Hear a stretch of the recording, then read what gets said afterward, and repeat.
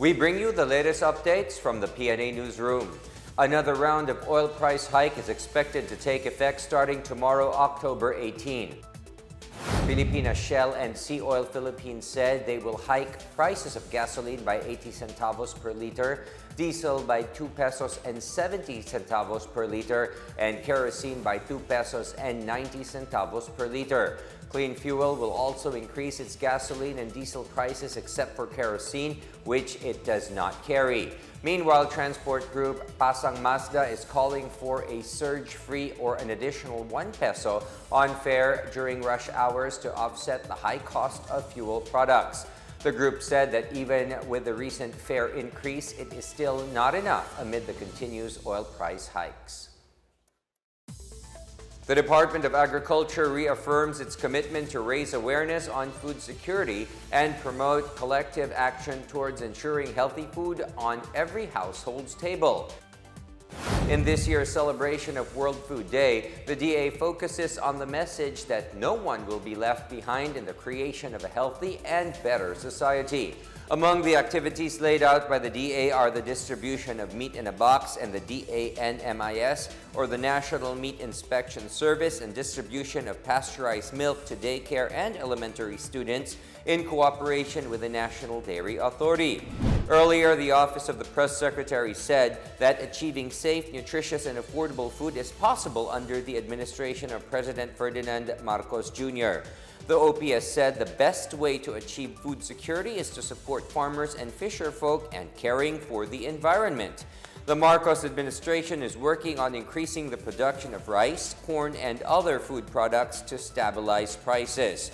World Food Day is celebrated every year worldwide on October 16 to commemorate the founding of the United Nations Food and Agriculture Organization in 1945. Today also marks the 50th anniversary of the DANMIS as well as Meat Safety Consciousness Week. The competition continues to heat up in Siargao with the opening of the 26th International Surfing Cup over the weekend. Tourism Secretary Cristina Frasco said the 26th International Surfing Cup is not only a celebration for its resumption after over 2 decades, but it is also a celebration of the strength and spirit of the people of Siargao. Frasco assured full support from the national government to bring back the island's standing and stature as a top tourist destination as she handed over a 1 million pesos check as support to the local government of General Luna, the location of competition in Siargao.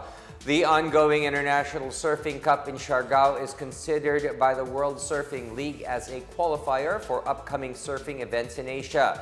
It is participated in by 92 surfers from the country and around the world. Among the lineup of side activities are surfing master classes, communal yoga, salsa, arts and cultural show, bazaar, beachside bonfire, sound sessions, beach cleanup drive, and a free concert. In our news overseas, the United Nations Children's Fund, or UNICEF, appealed to the world for help to protect children from the effects of the war in Ukraine. In a statement, UNICEF said Russia's continued invasion and its effects on the economy have driven 4 million children into poverty across Eastern Europe and Central Asia. UNICEF said about 2.8 million children in Russia are now living in households below the poverty line as Russia's economy suffered due to Western sanctions. About 500,000 children in Ukraine, followed by a further 110,000 in Romania, also have been pushed into poverty.